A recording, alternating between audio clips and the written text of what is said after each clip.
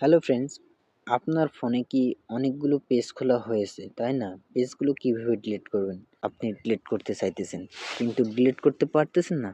তাই আমি আপনার জন্য সম্পূর্ণ প্রসেসটা নিয়ে আসলাম কিভাবে ডিলিট করবেন আপনি আপনার ফোনের ফেসবুক পেজগুলো।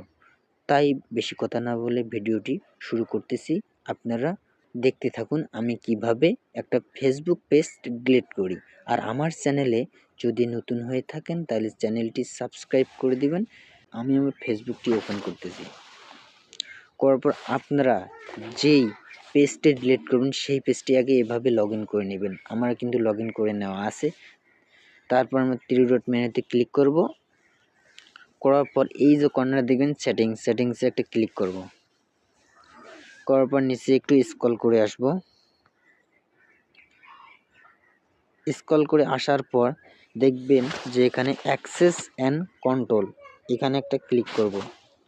ক্লিক করার পর এখানে ডিরেক্টিভ পেজ আর ডিলিট পেজ দুইটা অপশন আছে। আপনি যদি ডিরেক্টিভ করতে চান তাহলে অনলাইনে থাকবে কিন্তু পেজটা ডিলিট হইবে না, অন্যের কাছে পেজটা শো করবে না। কিন্তু ডিলিট পেজ করলে একবেলায় পেজটি অনলাইন থেকে ডিলিট হয়ে যাবে আর এই পেজ থাকবে না।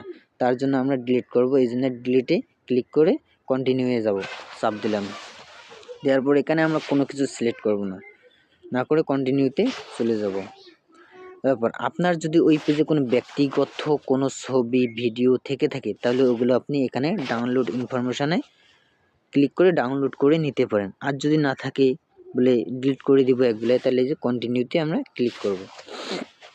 ক্লিক করার পর যেই প্রোফাইলটা দিয়ে আপনার পেজটি খোলা আছে, মানে যেই প্রোফাইল ফেসবুক আইডিটি দিয়ে আপনি পেজটি খুলিয়েছেন সেই আইডিটির